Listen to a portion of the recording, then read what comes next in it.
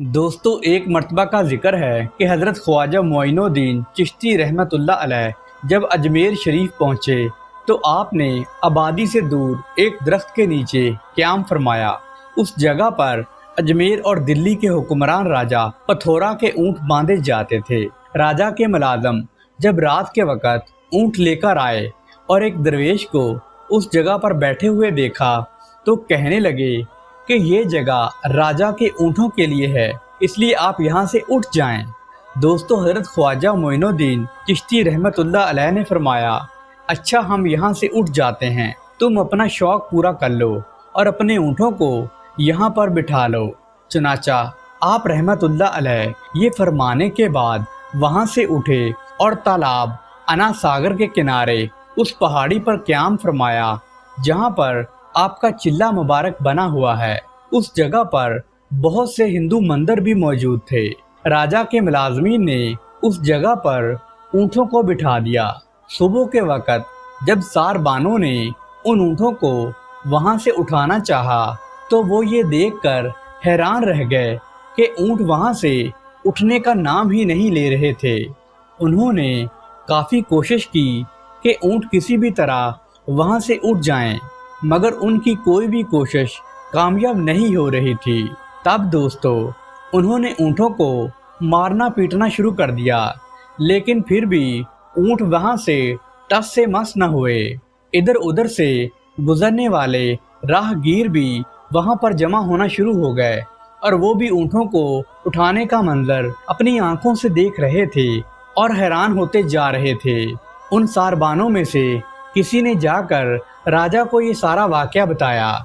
ये सुनकर राजा बहुत ज़्यादा हैरान परेशान हो गया और कुछ देर सोचने के बाद कहने लगा कि अब इसका एक ही हल है, तुम लोग उस दरवेश की खिदमत में हाज़िर होकर उनके कदमों में गिरकर उनसे माफ़ी मांगो और उनके सामने आजिज़ी का इजहार करो। सारबानों ने उनके हुक्म की तामील की और आप रहमतुल्लाह अलैह की खिदमत में हाज़िर हो गए और आपके कदमों में गिरकर माफ़ी मांगने लगे। आपने उनकी तरफ देखा और इरशाद फरमाया, जाओ तुम्हारे ऊँट खड़े हो गए। ये सुनते ही सारबान वापस आए और मैदान में आकर देखते हैं कि राजा के ऊँट खड़े हैं। दोस्तों, इस बात की खबर पृथ्वीराज को पहुंचाई गई तो वो मज़ीद हैरान हो गया। उसके बाद हज़रत ख्वाजा मोइनुद्दीन चिश्ती रहमतुल्लाह अलैह की शोहरत पूरे अजमेर शरीफ में फैल गई। दोस्तों, एक मर्तबा का जिक्र है कि हज़रत ख्वाजा मोइनुद्दीन चिश्ती रहमतुल्लाह अलैह जब अना सागर के नज़दीक एक सायादार दरख्त के नीचे क़याम फरमा रहे थे तो वहाँ पर एक ग्वाला राजा की गायें चरा रहा था। आपने उससे फरमाया कि हमें भी दूध पिलाओ, तो वो कहने लगा कि ये राजा की गायों की बछड़ियाँ हैं और इनमें कोई भी दूध देने वाली नहीं है। आप रहमतुल्लाह अलैह ने ग्वाले की बात सुनकर एक बछड़ी की तरफ इशारा फरमाया और कहने लगे कि जाओ उस बछड़ी का दूध धोकर लाओ।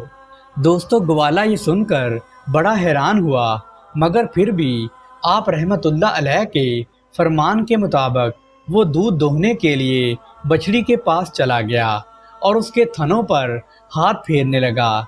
उसके हाथ फेरते ही थनों में तो जैसे दूध ही आ गया। उस ग्वाले ने दूध दोहना शुरू कर दिया और खूब दूध दोहा। आप रहमतुल्लाह अलैह की करामत से दूध इस कदर था कि आपके तकरीबन 40 साथियों ने सैर होकर उस बछड़ी का दूध पिया और उस करामत को देखकर उस ग्वाले ने उसी वक़्त आप रहमतुल्लाह अलैह के हाथों पर इस्लाम भी कबूल कर लिया। सुभान अल्लाह। दोस्तों, एक मर्तबा आप रहमतुल्लाह अलैह अना सागर के करीब बैठे हुए थे। अना सागर एक ऐसा मुकाम है जहाँ पर हिंदुओं के बेशुमार मंदिर थे।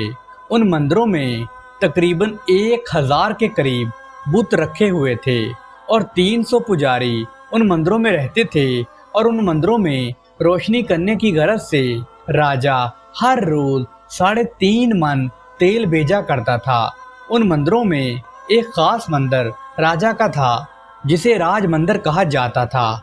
उसके अखराजात के लिए राजा ने कई गांव वक़्फ़ कर रखे थे और उस मंदिर में आम आदमियों को दाखिल होने की बिल्कुल भी इजाज़त नहीं थी। सिर्फ राजा اس کے عمرا، ہندوؤں کے معزز افراد اور شاہی خاندان کے لوگوں کو داخلے کی اجازت تھی۔ ان مندروں کے نزدیک ہی ایک پانی کا تالاب بھی بہتا تھا، جس کے کنارے بیٹھ کر حضرت خواجہ معین الدین چشتی رحمت اللہ علیہ آپ رحمت اللہ علیہ کے ساتھی وضو کیا کرتے تھے۔ تو دوستو، وہاں کے رہنے والے ہندو برہمنوں کو یہ بات بہت ناگوار گزرتی تھی۔ ان کا عقیدہ تھا کہ مسلمانوں کے ہاتھ لگانے سے تالاب کا پانی ناپاک ہو جاتا ہے۔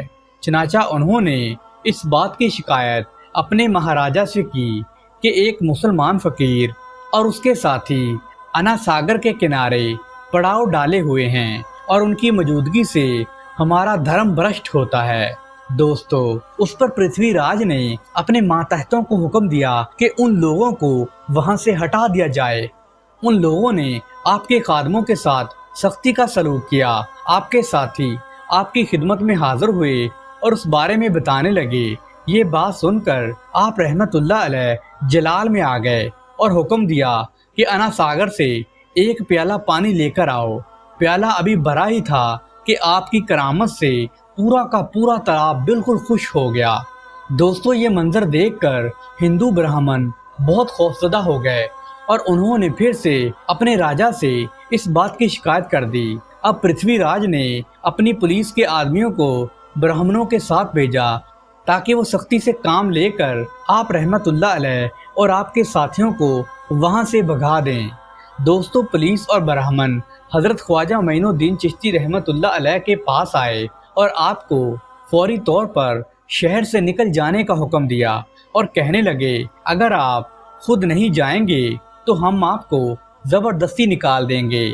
آپ رحمت اللہ علیہ نے ان لوگوں کی بات سنی انسنی کر دی۔ یہ دیکھ کر راجا کے سپاہی اور برہمن آپ رحمت اللہ علیہ پر حملہ کرنے کی غرض سے آگے بڑھے۔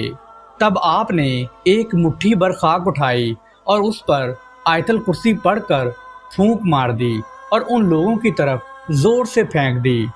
دوستو، اس خاک کے ذرے جس پر پڑے وہ یا تو پاگل ہو گیا یا تو اس کا جسم خشک ہو گیا۔ یہ دیکھ کر تمام ہندو براہمن خوف زدہ ہو گئے اور ان میں بگدڑ مچ گئی۔ جس کا جدھر منہ اٹھا وہ اس طرف بھاگ نکلا۔ چند لوگ راجا کے دربار میں پہنچے اور انہیں پوری صورتحال سے آگاہ کرنے لگے۔ دوستو، پرتھوی راج سمجھ گیا تھا کہ ایک مسلمان درویش سے اس طرح مقابلہ کرنا اس کے حق میں بالکل بھی ٹھیک نہیں ہوگا اور وہ اس طرح سے اس معاملے میں کبھی بھی کامیاب نہیں ہو پائے گا۔ بے بس ہو کر اس نے دوسرا طریقہ استعمال کرنے کا فیصلہ کیا۔ اس نے آپ کا مقابلہ کسی بڑے ہندو پجاری سے کرانا مناسب سمجھا۔ اس کا خیال تھا کہ ہندو پجاری آپ کی کرامات کا مقابلہ آسانی سے کر آپ کو شکست دے سکتا ہے۔ چنانچہ اس مقصد کے لیے مہاراجا پرتھوی راج نے اس زمانے کے مشہور پجاری رام دیو سے رابطہ کیا اور اس سے اس کام کرنے کے لیے کہا۔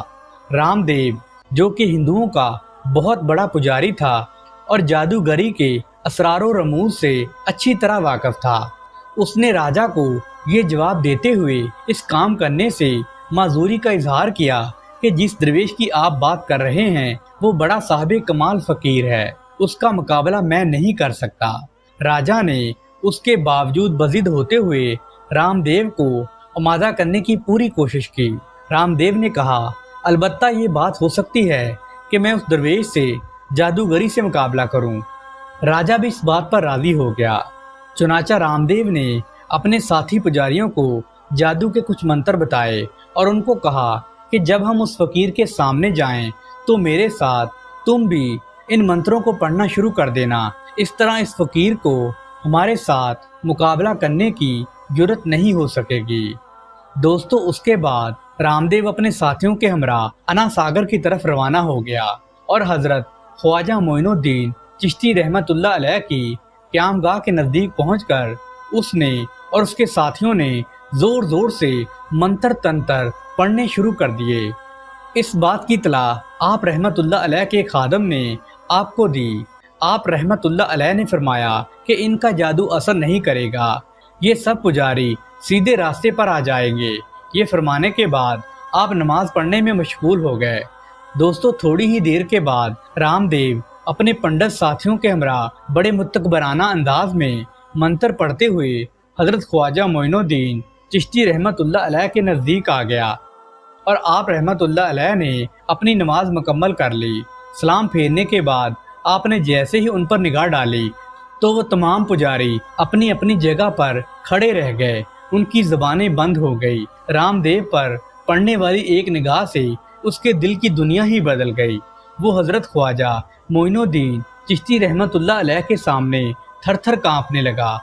اس کی زبان سے رام رام کی بجائے رحیم رحیم نکل رہا تھا۔ وہ اپنی زبان سے رام رام کہنا چاہ رہا تھا مگر اس کی زبان اس کا ساتھ نہیں دے رہی تھی، اور اس کے ساتھی ہندوؤں نے جب اس کو رام رام کی بجائے رحیم رحیم کہتے ہوئے سنا تو اس کو ہوش میں لانے کے لیے اسے نصیحتیں کرنے لگے، مگر رام دیو کے دل میں انقلاب برپا ہو چکا تھا۔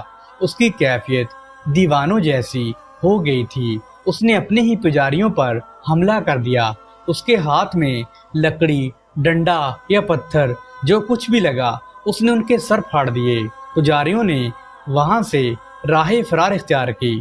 دوستو اس کی حالت دیکھ کر حضرت خواجہ معین الدین چشتی رحمت اللہ علیہ نے اپنے ایک خادم کو پانی سے بھرا ہوا پیالہ رام دیو کو دینے کے لیے کہا۔ رام دیو نے وہ سارا پانی پی لیا۔ پانی پیتے ہی اس کی حالت بالکل نارمل ہو گئی۔ وہ اسی لمحے آپ کے قدموں میں گر گیا اور آپ کے حضور کفر سے توبہ کر کے اسلام قبول کر لیا۔ دوستو آپ رحمت اللہ علیہ رام دیو سے بہت خوش ہوئے اور اس کا نام رام دیو سے بدل کر آپ نے شادی دیو رکھ دیا۔ دوستو مہاراجہ پرتھوی راج کے وہم و گمان میں بھی یہ بات نہیں تھی کہ جسے وہ حضرت خواجہ معین الدین چشتی رحمت اللہ علیہ کا مقابلہ کرنے کے لیے بھیج رہا ہے وہ وہاں جا کر ان کے عقیدت مندوں میں شامل ہو جائے گا۔ رام دیو کے اسلام قبول کر لینے سے پرتھوی راج اور دیگر ہندوؤں کے دلوں پر آپ رحمت اللہ علیہ کی ہیبت پوری طرح سے چھا گئی۔ پرتھوی راج اب بھی نہیں سمجھ سکا تھا کہ بات اصل میں کیا ہے۔ چونکہ ہندوستان میں جادو عام تھا اس لیے وہ حضرت خواجہ معین الدین چشتی رحمت اللہ علیہ کو ایک جادوگر ہی سمجھ رہا تھا۔ اب اس نے یہ ارادہ کیا کہ یہ کام جادو کے ذریعے ہی ممکن ہے، اس لیے آپ رحمت اللہ علیہ کے مقابلے کے لیے کسی بہت بڑے جادوگر کو لایا جائے گا۔ دوستو اس زمانے میں ہندوستان میں جے پال جادوگر کا خوب شہرہ تھا۔ جے پال جادو کی تمام باریکیوں کو جانتا تھا۔ اس کے سینکڑوں چیلے اور شاگرد جادو کے کام میں ماہر تھے اور وہ ان تمام چیلوں کا استاد تھا۔ اس کے علاوہ وہ پرتھوی راج کا خاندانی گرو بھی تھا۔ راجہ اس کی بہت زیادہ عزت اور احترام کیا کرتا تھا۔ راجہ نے فوری طور پر جے پال کو اجمیر شریف طلب کر لیا اور اسے تمام واقعات بتاتے ہوئے حضرت خواجہ معین الدین چشتی رحمت اللہ علیہ سے مقابلے کے لیے آمادہ کرنے لگا۔ دوستو جے پال کو اپنے جادو کے کمالات پر اتنا زیادہ بھروسہ تھا کہ اس نے اس کام کو کرنے کی حامی بھر لی اور راجہ کو تسلی دیتے ہوئے کہنے لگا کہ راجہ جی آپ فکر نہ کرو، یہ کام تو میں فوراً کر لوں گا۔ اس فقیر کو اجمیر شریف سے باہر نکال کر ہی دم لوں گا۔ چنانچہ اس مقصد کے لیے اس نے اپنے چیلوں کو جمع کرنے کی تیاریاں شروع کر دی اور ادھر حضرت خواجہ معین الدین چشتی رحمت اللہ علیہ کو بھی جے پال کی سرگرمیوں کے بارے میں اطلاع پہنچ گئی۔ آپ رحمت اللہ علیہ نے وضو کیا اور اپنے ساتھیوں کے گرد اپنے عصا مبارک سے ایک دائرہ کھینچ کر ارشاد فرمایا کہ انشاءاللہ تعالی دشمن اس دائرے کے اندر داخل نہیں ہو سکے گا۔ جے پال نے وہاں پر پہنچتے ہی جادو کے زور سے یہ انتظام کیا کہ آپ رحمت اللہ علیہ کے ساتھی کسی بھی طرح تالاب سے پانی نہ لا سکیں۔ جے پال کی حرکت کا علم صرف حضرت خواجہ معین الدین چشتی رحمت اللہ علیہ کو ہوا تو آپ نے شادی دیو کو حکم دیا کہ جیسے بھی اس تالاب سے ایک پیالہ پانی کا بھر کر لے آؤ۔ دوستو یہ سننا تھا کہ شادی دیو جو کہ آپ کے عقیدت مندوں میں شامل ہو چکا تھا آپ کے حکم کی تعمیل کرنے کے لیے دیوانہ وار ہو گیا اور تالاب سے ایک پیالہ پانی کا بھر لیا۔ اس نے جیسے ہی تالاب سے پانی کا پیالہ بھرا تو دوستو تالاب بالکل ہی خشک ہو گیا۔ तालाब तो ऐसे खुश्क हो गया जैसे तालाब का पानी कोई चीज निगल गई हो। दोस्तों यूं लगता था कि जैसे तालाब में कभी पानी था ही नहीं। शादी देव ने पानी से भरा हुआ प्याला लाकर आप रहमतुल्लाह अलैह की खिदमत में पेश कर दिया। आप रहमतुल्लाह अलैह ने वो प्याला अपने पास रख लिया। आप और आपके साथियों को जब भी पानी की ज़रूरत होती तो उस प्याले से पीने लग जाते। जिस कदर भी पानी इस्तेमाल करते उस प्याले से वो पानी कभी भी कम नहीं होता था। दोस्तों हजरत ख्वाजा मोइनुद्दीन चिश्ती रहमतुल्लाह अलैह के हुक्म से पानी का प्याला तालाब से भरने के बाद तालाब तो खुश्क हो ही चुका था, अजमेर शहर के तमाम कुएं भी खुश्क हो गए। लोग पानी की बूंद बूंद को तरसने लगे। शहर में इंसान और जानवर प्यास की शिद्दत से बेचैन हो रहे थे। राजा के महल में कुछ ऐसी ही सूरत हाल वाक़या हो गई थी। जयपाल का जादू किसी के काम नहीं आ रहा था। वो खुद भी प्यास की शिद्दत से तड़प रहा था। आखिरकार जयपाल जादूगर आपके दायरा के हिसार के पास खड़ा होकर आप रहमतुल्लाह अलैह से मुखातब हुआ और कहने लगा कि अल्लाह की मखलूक प्यास की शिद्दत से तड़प रही है और आप खामोशी से देख रहे हैं। आप तो फकीर आदमी हैं, अल्लाह के वली हैं, और फकीर तो रहम करते हैं, जुल्म तो कभी नहीं करते। मैं आपसे इल्तिजा करता हूँ कि मखलूके खुदा को प्यासा मरने से बचा लीजिए। दोस्तों जयपाल की आहजारी और इल्तिजा सुनकर हजरत ख्वाजा मोइनुद्दीन चिश्ती रहमतुल्लाह अलैह को रहम आ ही गया और आपने शादी देव से फरमाया कि जाओ और उस प्याला का पानी तालाब में डाल दो। चनाचा तालाब में प्याले के पानी डालते ही तालाब फिर से पानी से भर गया और शहर के कुओं में फिर से पानी आना शुरू हो गया। दोस्तों चूंकि हिंदू बड़ी अयार और मकार कौम है तो इस करामत को देखकर वो अपने इरादे से फिर भी बाज न आए।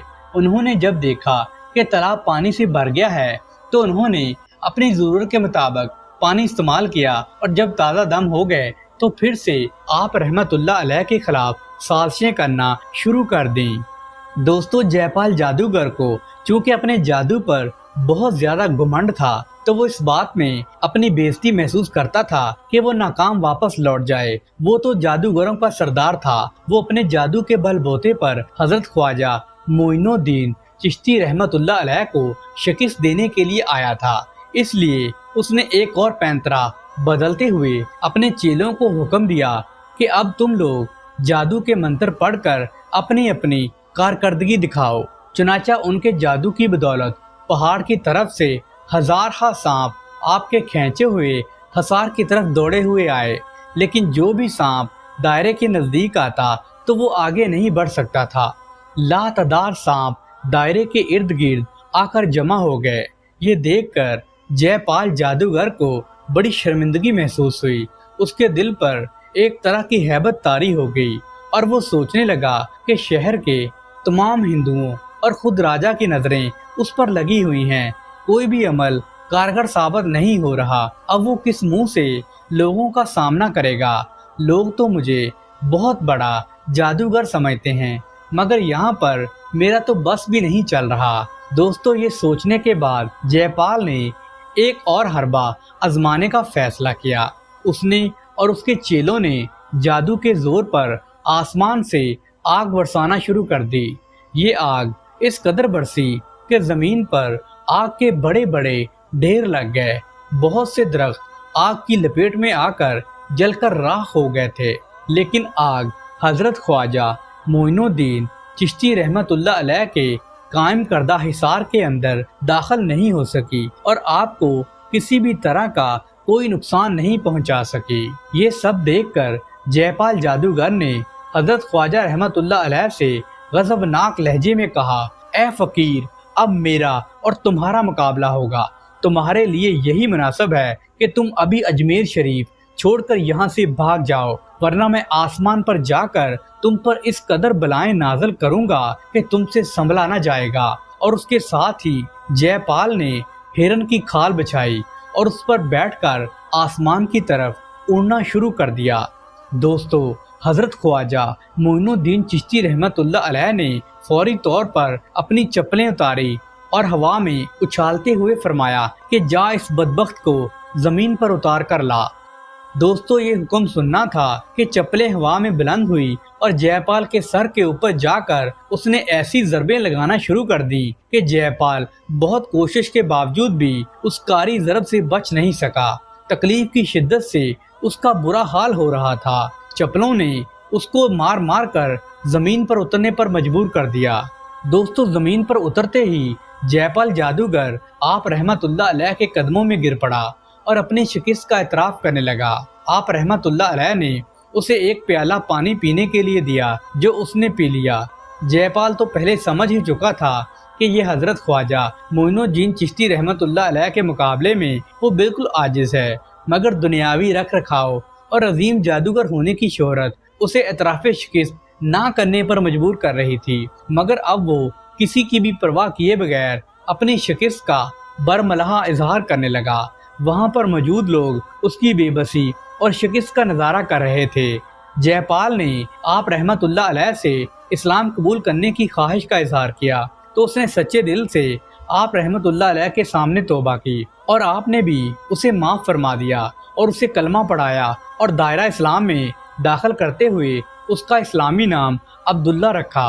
پھر عبداللہ نے حضرت خواجہ معین الدین چشتی رحمت اللہ علیہ کی صحبت میں اپنی تمام زندگی گزار دی اور اپنا وقت اللہ سبحانہ و تعالیٰ کی عبادت و ریاضت میں بسر کرنا شروع کر دیا۔ سبحان اللہ۔ دوستو مہاراجہ پرتھوی راج ایک بری خصلت کا آدمی تھا۔ اس نے فوری طور پر اس بارے میں حکمت عملی اختیار کرتے ہوئے کھانڈے راؤ کے نام ایک خط لکھوایا جس میں یہ تحریر تھا کہ شہاب الدین غوری کا مقابلہ کرنے کے لیے ارد گرد کے تمام راجاؤں کو اپنے ساتھ ملا لاؤ اور ان سب سے کہو کہ وہ سب مل کر مقابلے کی تیاری کریں اور خود بھی جنگ کی فوری تیاری شروع کر دو۔ دوستو اس خط کو روانہ کرنے کے بعد مہاراجہ پرتھوی راج نے اپنی جنگی تیاریاں شروع کر دیں۔ حضرت خواجہ معین الدین چشتی رحمت اللہ علیہ کی کرامت ملاحظہ فرمائیں کہ جس دن آپ رحمت اللہ علیہ کی زبان حق سے یہ الفاظ نکلے کہ ہم پرتھوی راج کو زندہ ہی مسلمانوں کے حوالے کریں گے، اسی رات خواب میں حضرت سلطان شہاب الدین غوری نے دیکھا کہ وہ ہندوستان میں ایک بزرگ کے سامنے مؤدب انداز میں کھڑا ہے اور بزرگ اس سے فرما رہے ہیں کہ شہاب الدین، اللہ سبحانہ و تعالیٰ نے تجھے ہندوستان کی حکومت عطا فرمائی ہے، فوراً ہندوستان کا رخ اختیار کر لو اور اس بدبخت پرتھوی راج کو زندہ گرفتار کر کے قرار واقعی سزا دلاؤ۔ دوستو سلطان شہاب الدین غوری جب خواب سے بیدار ہوا تو وہ بہت زیادہ حیران ہوا اور یہ سوچنے لگا کہ یہ کیا معاملہ ہے۔ ابھی کچھ دن پہلے ہی تو وہ ہندوستان سے شکست کھا کر خراسان واپس آیا تھا۔ اس نے اپنے چند دانش مند اور صاحب علم ساتھیوں سے اس بارے میں مشورہ کیا۔ ان نیک افراد نے سلطان کا خواب سن کر خوشی کا اظہار کیا اور سلطان شہاب الدین غوری کو ہندوستان کی حکومت کی پیشگی مبارکباد دیتے ہوئے اسے فتح و نصرت کی نوید بتائی۔ دوستو سلطان بھی چونکہ ہندوستان سے شکست کھانے کے بعد بڑے پیچو تاب کھا رہا تھا اور وہ اس ہار کو کبھی بھی نہیں بھولا تھا، بلکہ وہ ہندوستان پر ایک بھرپور حملہ کرنے کی تیاریوں میں لگا ہوا تھا۔ اس طرح سلطان نے قسم کھائی تھی کہ جب تک وہ اپنی ہار کا بدلہ ان ہندو راجاؤں سے نہیں لے لیتا، نہ تو وہ نئے کپڑے پہنے گا اور نہ ہی اپنی آرامگاہ میں بستر پر مزے سے سوئے گا۔ دوستو اس خواب کی صورت میں اسے فتح و نصرت کی نوید تو مل گئی تھی، اب اس نے اور بھی زیادہ جوش و خروش سے جنگ کی تیاریاں شروع کر دیں۔ ایک ہی ہفتہ کے بعد اس نے اپنی فوج کو ہندوستان کی طرف روانگی کا حکم دے دیا۔ سلطان اسلامی لشکر کے ہمراہ پہلے تو پشاور پہنچا اور وہاں کے پٹھان سرداروں سے ملاقاتیں کرنے لگا اور ان کو اعتماد میں لے کر اپنی طرف کر لیا اور ان کو مناسب عہدوں پر تعینات کرنے کا وعدہ بھی کیا۔ دوستو پھر سلطان نے ملتان شریف کی طرف رخ اختیار کیا اور وہاں پر چند روز قیام کرنے کے بعد وہ مسلمان دوستوں سے کہنے لگا کہ ہندوؤں کے ہاتھوں جو ہمیں شکست اٹھانا پڑی تھی کہ اب وقت آ گیا ہے کہ اس کا بدلہ لے کر حساب چکتا کر دیا جائے۔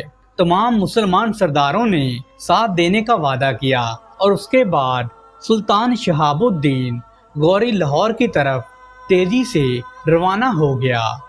دوستو، لاہور پہنچنے کے بعد سلطان شہاب الدین غوری نے اپنا ایک سفیر مہاراجا پرتھوی راج کے پاس بھیجا۔ سفیر نے اجمیر شریف پہنچ کر سلطان کا ایک خط پرتھوی راج کو دیا، جس میں کچھ یوں لکھا ہوا تھا: پرتھوی راج جو راجگان ہند کا مہاراجا ہے، لکھا جاتا ہے کہ وہ اسلام قبول کر لے اور ملک کو انسانوں کی قتل گاہ نہ بنائے، ورنہ یہ ملک اللہ سبحانہ و تعالیٰ کا ہے اور اللہ کے حکم اور تلوار سے ہی اس کا فیصلہ ہوگا۔ دوستو، یہ خط پڑھ کر پرتھوی راج بہت زیادہ آگ بگولا ہو گیا۔ اس سے اپنی طاقت پر بڑا گھمنڈ اور ناز تھا۔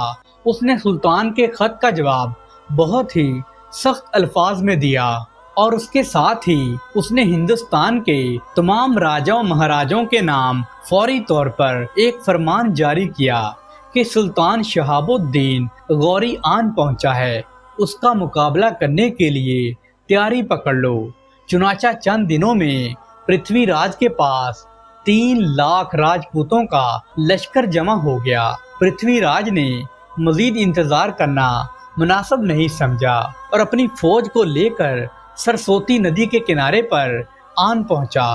اور دوستو، دوسری طرف سلطان شہاب الدین غوری بھی اپنے لشکر کے ساتھ سرسوتی ندی کے دوسرے کنارے پر آ موجود ہوئے۔ دونوں فوجوں نے پڑاؤ ڈال لیا۔ سلطان شہاب الدین غوری کے لشکر کی تعداد تقریباً 1,70,000 تھی، جبکہ پرتھوی راج کے پاس 3 لاکھ کے علاوہ بہت ہی بڑی تعداد میں فوجی جتھے اس کے جھنڈے کے تلے چلے آ رہے تھے۔ اس سے اس کا گھمنڈ مزید بڑھ گیا تھا۔ مغرور اور تکبر کے عالم میں اس نے سلطان شہاب الدین غوری کے نام ایک خط بھیجا، جس میں کچھ یوں لکھا ہوا تھا کہ اے مسلمانوں کے سیناپتی، تجھے اپنے جاسوسوں کے ذریعے اس بات کی اطلاع تو مل گئی ہوگی کہ اپنی دھرم کی رکشا کے لیے ہمارے پاس آسمان کے ستاروں سے بھی زیادہ فوج موجود ہے۔ اس کے علاوہ ہندوستان کے کونے کونے سے دھرم رکشک چلے آ رہے ہیں، ان میں ایک سے ایک بڑھ کر بہادر راجپوت شامل ہے۔ ان بہادروں کی تلوار سے کابل اور قندھار نے پناہ مانگی ہے۔ تم ان ترک بچوں اور افغان جوانوں کی جوانی پر ترس کھاؤ اور ان پر کرپا کرو اور یہاں سے واپسی کی راہ لو، ورنہ یاد رکھو ہمارے پاس بے انتہا جنگی ساز و سامان موجود ہے، تمہارا ایک بھی سپاہی زندہ بچ کر واپس نہیں جا سکے گا۔ دوستو، پرتھوی راج کا خط پڑھ کر سلطان شہاب الدین غوری نے پہلے تو کوئی جواب نہیں دیا اور اسے اللہ تعالیٰ کی مدد اور اپنی فتح نصرت کا مکمل یقین تھا۔ یہ صبح کا وقت تھا۔ دونوں طرف کی فوجوں نے جنگ کے لیے صف بندی کرنا شروع کر دی تھی۔ ہندو راجپوتوں نے جنگ کا آغاز کرتے ہوئے اسلامی لشکر پر بہت زیادہ تیر برسانے شروع کر دیے۔ اس پر جنگ باقاعدہ طور پر شروع ہو چکی تھی۔ دوپہر تک دونوں فوجیں آپس میں گھمسان کی لڑائی لڑ رہی تھی۔ پرتھوی راج کو یہ امید نہیں تھی کہ لڑائی اس قدر طول پکڑ لے گی۔ وہ تو یہ سمجھتا تھا کہ ایک ہی حملے میں مسلمانوں کی فوج کو تہس نہس کر کے رکھ دیں گے، مگر دوستو یہ اس کی بھول تھی کہ اس کی اپنی فوج لڑتے لڑتے تھک چکی تھی اور اسے نظر آ رہا تھا کہ اس کی فوج کے سپاہی میدان جنگ سے راہ فرار اختیار کر لیں گے۔ اس نے معاملے کی نزاکت کو سمجھتے ہوئے تمام سرداروں کو ایک جگہ اکٹھا کیا اور انہوں نے تلسی کے پتے چبا کر اس بات کی قسم کھائی کہ چاہے مر جائیں گے مگر میدان جنگ سے نہیں بھاگیں گے۔ اس کے ساتھ ہی لڑائی کا میدان پھر سے گرم ہو گیا۔ دوستو، مسلمان بڑی بے جگری سے لڑ رہے تھے۔ سلطان شہاب الدین غوری اپنے گھوڑے پر بیٹھا میدان جنگ میں اپنے سپاہیوں کو لڑتا ہوا دیکھ رہا تھا کہ یکا یک اسی عالم میں اس پر غنودگی سی طاری ہوئی۔ اس نے دیکھا کہ ایک بہت بڑی مسجد ہے جس میں جمعہ کی نماز ہو رہی تھی۔ سلطان بھی نماز پڑھنے میں مشغول ہو گیا۔ دوستو، نماز پڑھنے کے بعد کسی نے اس کا کاندھا ہلاتے ہوئے کہا، معزز دین، اٹھ جاؤ، یہ وقت سونے کا نہیں ہے۔ اللہ سبحانہ و تعالیٰ نے فتح نصرت تمہارے مقدر میں لکھ دی ہے، فکر نہ کرو، اللہ سبحانہ و تعالیٰ تمہارے ساتھ ہے۔ اس کے ساتھ ہی سلطان شہاب الدین غوری کی آنکھ کھل گئی اور اس نے میدان جنگ کی طرف دیکھا تو جو نظر آیا کہ جو بزرگ اسے فتح نصرت کی نوید سنا رہے تھے وہ بذات خود میدان جنگ میں موجود ہیں۔ حق و باطل کا یہ مارکا محرم کے دنوں میں ہو رہا تھا۔ اس دن گرمی بھی بہت شدت سے پڑ رہی تھی، میدان جنگ بھی خوب گرم تھا۔ شہاب الدین غوری نے حکمت عملی سے کام لیتے ہوئے 12,000 سواروں کو 6 صفوں میں ترتیب دے کر پرتھوی راج کے لشکر پر ایک بھرپور حملہ چھیڑ دیا۔ گمسان کی جنگ شروع ہوئی۔ کھانڈے راؤ میدان جنگ میں جہنم واصل ہو گیا۔ دشمن کی فوج کے پاؤں اکھڑ چکے تھے اور ان کے بدمست ہاتھی اپنی ہی فوج کو رونتے ہوئے پیچھے کی طرف بھاگنے لگے۔ دوستو، شہاب الدین غوری نے ان بگھوڑوں کا پیچھا کرتے ہوئے ان کو کرار واقعی سبق سکھایا۔ بہت سے ہندو راجے اور سردار اس جنگ میں جہنم واصل ہو گئے اور پرتھوی راج بھی دریائے سرسوتی کے کنارے گرفتار کر لیا گیا اور مسلمانوں کے ہاتھوں مارا گیا۔ دوستو، سلطان شہاب الدین غوری یہ مارکا سر کرنے کے بعد آگے بڑھے اور اجمیر کی طرف روانہ ہوئے۔ راستے میں جب دیولی کے مقام پر پہنچے تو وہاں پر میدان جنگ میں مارے جانے والے راجاؤں کے بیٹے استقبال کرنے کے لیے کھڑے تھے۔ انہوں نے سلطان شہاب الدین غوری کو ایک فاتح کی حیثیت سے استقبال کیا اور سلطان کی خدمت میں بہت سے تحائف پیش کرتے ہوئے سر تسلیم خم کر لیا۔ دوستو، اجمیر شریف کی حکومت سلطان نے پرتھوی راج کے بیٹے کو دے دی۔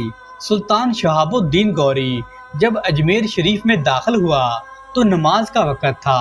سلطان اپنے ساتھیوں کے ہمراہ آستانہ عالیہ پر حاضر ہوا۔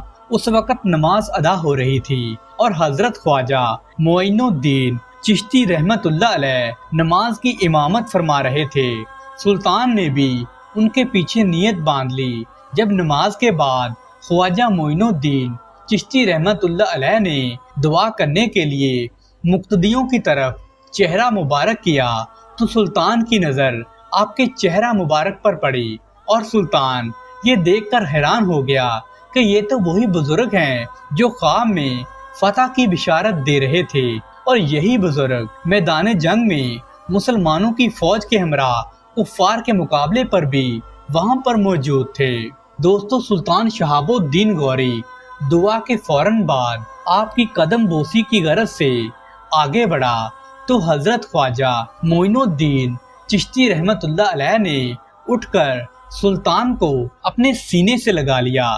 شہاب الدین غوری کافی دیر تک حضرت خواجہ معین الدین چشتی رحمت اللہ علیہ کے سینہ مبارک سے اپنے گال کو لگائے کھڑا رہا۔ اس کی آنکھوں سے مسلسل آنسو پانی کی طرح بہہ رہے تھے۔ وہ زاروں کے تار رو رہا تھا اور جذبات کی شدت سے اس کا دل مغلوب ہو چکا تھا۔ دوستو، حضرت خواجہ معین الدین چشتی رحمت اللہ علیہ نے سلطان کا کندھا سہلایا اور اس کو دعائیں دیتے ہوئے بیٹھ جانے کے لیے کہا۔ سلطان شہاب الدین غوری کے لیے اپنے جذبات پر قابو رکھنا اس قدر مشکل ہو رہا تھا کہ اس کی دھاڑی آنسوؤں سے تر ہو چکی تھی۔ خواجہ معین الدین چشتی رحمت اللہ علیہ نے سلطان کی ڈھارس بندھائی۔ سلطان کی کچھ حالت سنبھلی تو بڑے ادب اور عقیدت و محبت کا مظاہرہ کرتے ہوئے سلطان کچھ یوں کہنے لگا کہ اے حضور، میں چاہتا ہوں کہ مجھے بھی آپ غلامی کا شرف عطا کریں۔ حضرت خواجہ معین الدین چشتی رحمت اللہ علیہ نے شہاب الدین غوری کو اپنا مرید بنا لیا اور اس طرح شہاب الدین غوری بھی آپ کے عقیدت مندوں کی صف میں شامل ہو گیا۔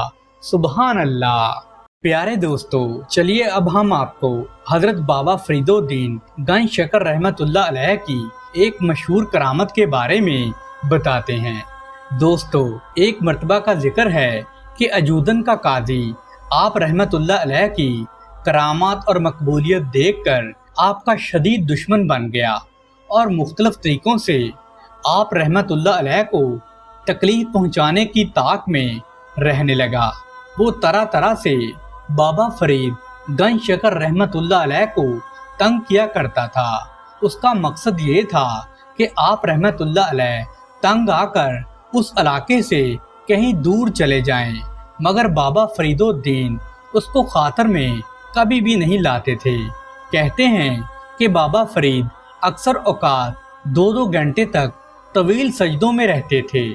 ایسے عالم میں موسم سرما کی شدت سے بچانے کی غرض سے آپ رحمت اللہ علیہ کے مرید آپ رحمت اللہ علیہ پر گرم کپڑے یا آستین وغیرہ ڈال دیا کرتے تھے۔ ایک روز جب مرید بابا فرید الدین گنج شکر رحمت اللہ علیہ کے سجدے سے سر اٹھانے کے منتظر تھے تو ایک قلندر اندر داخل ہو گیا۔ اس نے بابا فرید کو جب سجدے کی حالت میں دیکھا تو اظہار ناراضگی کیا اور بلند آواز سے ان کی شان میں بے ادبی کے کلمات کہنے لگا۔ مرید سانس روکے ہوئے یہ منظر دیکھ رہے تھے۔ قلندر کی بے ادبی اور گستاخی بڑھتی ہی جا رہی تھی کہ یہاں تک بابا فرید کے کانوں میں بھی اس کی آواز پہنچ گئی۔ آپ رحمت اللہ علیہ نے سجدے سے سر اٹھائے ہوئے بغیر فرمایا، کوئی ہے؟ حضرت نظام الدین بھی اس وقت حاضرین میں شامل تھے۔ با ادب ہو کر بولے، حضور آپ کا غلام نظام الدین خدمت میں حاضر ہے۔ آپ رحمت اللہ علیہ نے دریافت کیا کہ جو قلندر اندر آیا ہے اس کی کمر میں کیا ایک زنجیر بندھی ہوئی ہے؟ تو انہوں نے جواب دیا، جی حضور، زنجیر بندھی ہوئی ہے۔ پوچھا کہ اس کے کانوں میں ہاتھی دانت کے سفید حلقے بھی موجود ہیں کیا؟ جواب ملا، جی ہاں بالکل حضرت، بے شک ایسا ہی ہے۔ قلندر اس موقع پر گھبرا گیا، مگر اپنی اس حرکت سے باز پھر بھی نہیں آیا۔ بابا فرید کی آواز ایک بار پھر بلند ہوئی، نظام الدین، کیا اس کی کمر میں ایک چھری بھی بندھی ہوئی ہے؟ تو پھر اس شخص سے کہو کہ اگر بہتری چاہتا ہے تو یہاں سے چپ چاپ چلا جائے، ورنہ وہ بہت زیادہ پچھتائے گا۔ دوستو، قلندر اب اتنا زیادہ خوفزدہ ہو گیا تھا کہ مزید گفتگو کی تاب نہ لا سکا اور تیزی سے سر پر پیر رکھ کر الٹے پاؤں وہاں سے بھاگ کھڑا ہوا۔ بعد میں یہ انکشاف بھی ہوا کہ یہ شرارت اجودن کے قاضی نے کی تھی۔ اس نے قلندر کو معقول رقم بطور انعام عطا کرنے کا وعدہ بھی کیا تھا، بشرطی کہ وہ بابا فرید کی زندگی کا چراغ گل کر دے، مگر قلندر آپ کی جلالت کی تاب نہ لا سکا اور وہاں سے فرار ہو گیا۔ دوستو، کہتے ہیں کہ جب قاضی کی یہ کوشش ناکام ہو گئی تو اس نے دوسرے طریقے اختیار کیے۔ شہر کے حاکم کے پاس جا پہنچا اور شکایت کرنے لگا کہ بابا فرید خلق خدا کو حاکم کے خلاف بغاوت پر اکساتے ہیں اور لوگوں میں بے چینی اور بدامنی پیدا کرنے کے لیے ہر وقت کوشاں رہتے ہیں۔ دوستو، جب حاکم نے قاضی کی باتیں سنی تو وہ حاکم بڑا ہی بیوقوف آدمی تھا۔ وہ قاضی کی باتوں میں آ گیا اور بابا فرید اور ان کے مرید اور ان کے لواحقین کو ستانے کا عمل شروع کر دیا۔ بابا فرید تو ان حرکات سے بے پرواہ تھے، مگر ان کے لواحقین فکر مند ہو گئے۔ وہ خوفزدہ ہو کر سوچنے لگے کہ اگر یہی عمل جاری رہا تو کچھ عرصہ بعد ان لوگوں کی ہمتیں اتنی زیادہ بڑھ جائیں گی کہ عزت و آبرو اور جان و مال کی حفاظت کرنا دوبر ہو جائے گا۔ چنانچہ جب حاکم کا ظلم و ستم اس قدر بڑھ گیا تو ایک دن آپ رحمت اللہ علیہ کے صاحبزادے بابا فرید کی خدمت میں حاضر ہوئے اور ان سے حاکم کی شکایت کرتے ہوئے بتایا کہ اس کے مظالم سے زندگی بوال ہو چکی ہے اور اس کی گستاخیاں دن بدن بڑھتی ہی جا رہی ہیں۔ بابا فرید گنج شکر رحمت اللہ علیہ خاموشی سے ان کی شکایت سنتے رہے۔ پھر آپ نے اپنے ہاتھ میں تھاما ہوا عصا زمین پر زور سے دے مارا۔ کہتے ہیں کہ اسی لمحے حاکم شہر شدید درد شکم میں مبتلا ہو گیا۔ حکیموں اور ویدوں کو بلایا گیا، لیکن جیسے ہی انہوں نے علاج شروع کیا تو درد مزید بڑھتا چلا گیا، یہاں تک کہ اسے احساس ہو گیا کہ اس پر یہ عذاب بابا فرید گنج شکر رحمۃ اللہ علیہ کی وجہ سے نازل ہوا ہے۔ اس نے اپنے خادموں کو حکم دیا کہ فی الفور بابا فرید گنج شکر رحمۃ اللہ علیہ کی خدمت میں چلیں، اور انہوں نے حکم کی تعمیل کی، مگر حاکم شہر یہ مسافت طے کر کے بابا فرید کی خدمت میں پہنچنے سے پہلے ہی انتقال کر گیا۔ اجودن کے قاضی اور دوسرے لوگوں کو جب اس حقیقت کا علم ہوا تو وہ کانپ کر رہ گئے۔ ایک دفعہ کا ذکر ہے، ایک غریب عورت حضرت بابا فرید الدین گنج شکر رحمت اللہ علیہ کے پاس آئی اور اپنی مفلسی کی شکایت کی۔ اس کی بیٹیاں شادی کی عمر کو پہنچ گئی تھی، لیکن اس کے پاس کوئی مال و دولت نہیں تھی جس سے وہ اپنی بیٹیوں کی شادی کر سکے۔ حضرت بابا فرید الدین گنج شکر رحمت اللہ علیہ نے اس کی بات سنی اور اس کے لیے دعا فرمائی، لیکن وہ عورت بابا جی سے کچھ لیے بغیر جانے کے لیے تیار ہی نہیں تھی۔ بابا فرید الدین رحمت اللہ علیہ نے فرمایا، بی بی اللہ پاک سبھی خزانوں کا مالک ہے، جو بھی مانگنا ہے اللہ پاک کی ذات سے مانگو، میں تو خود ادنا سا غلام ہوں۔ تو اس عورت نے کہا، آپ اللہ پاک کے نیک بندے ہیں، میں آپ کے در سے خالی ہاتھ نہیں جاؤں گی۔ آخر جب اس عورت کا اصرار بے حد بڑھ گیا تو حضرت بابا فرید الدین گنج شکر رحمت اللہ علیہ نے فرمایا، اچھا جاؤ مٹی کا ڈھیلا تلاش کر کے لاؤ۔ وہ عورت مٹی کا ایک بڑا سا ڈھیلا تلاش کر کے لے آئی تو حضرت بابا فرید الدین رحمت اللہ علیہ نے 3 بار سورہ اخلاص پڑھ کر اس مٹی پر دم کیا۔ اللہ کی قدرت سے وہ مٹی سونا بن گئی۔ آپ رحمت اللہ علیہ نے وہ سونا اس عورت کے حوالے کرتے ہوئے فرمایا، لو بی بی، اس سے اپنے بچوں کی شادی کا بندوبست کر لو۔ وہ عورت شکریہ ادا کرتے ہوئے چلی گئی، لیکن سونا بنانے کا نسخہ اس کے دماغ میں بیٹھ گیا۔ گھر جاتے ہی اس نے مٹی کے ڈیلے اکٹھے کرنا شروع کر دیے۔ پاک صاف لباس پہن کر اس نے وضو بنایا اور اپنے عمل میں شدت پیدا کرنے کے لیے اس نے 3 کے بجائے 300 بار سورہ اخلاص پڑھی اور مٹی پر دم کرنا شروع کر دیا۔ دوستو، اس عورت کا خیال تھا کہ جیسے ہی وہ مٹی پر دم کرے گی تو فوراً مٹی سونے میں تبدیل ہو جائے گی، لیکن دوستو ایسا کچھ بھی نہیں ہوا۔ اس پر جنون کی ایسی کیفیت طاری ہو گئی کہ وہ بار بار سورہ اخلاص پڑھتی جاتی اور مٹی پر دم کرتی جاتی، لیکن مٹی ویسے کی ویسے ہی رہتی۔ وہ 3 دن تک سورہ اخلاص پڑھتی رہی مگر ناکام رہی۔ آخر کار وہ مٹی اٹھا کر بابا فرید الدین گنج شکر رحمت اللہ علیہ کی بارگاہ میں حاضر ہوئی اور شکوہ کرنے کے انداز میں بولی، آپ نے نہ تو وضو کیا اور نہ ہی غسل کیا اور نہ ہی خوشبو کا اہتمام کیا، صرف 3 بار سورہ اخلاص پڑھی اور مٹی سونا بن گئی۔ میں نے غسل بھی کیا، خوشبو بھی لگائی اور گھر کو پاک صاف بھی کیا اور 3 دن سے مسلسل سورہ اخلاص پڑھ رہی، لیکن مٹی سونا نہیں بن رہی۔ بتائیے میرے عمل میں کیا غلطی ہے؟ تو دوستو، حضرت بابا فرید الدین گنج شکر رحمت اللہ علیہ کی آنکھیں نم ہو گئیں۔ آپ رحمت اللہ علیہ نے سر جھکا لیا اور بھیگے ہوئے لہجے میں فرمایا، تیرے عمل میں کوئی کمی نہیں تھی، بس تیرے منہ میں فرید کی زبان نہیں تھی۔ سبحان اللہ۔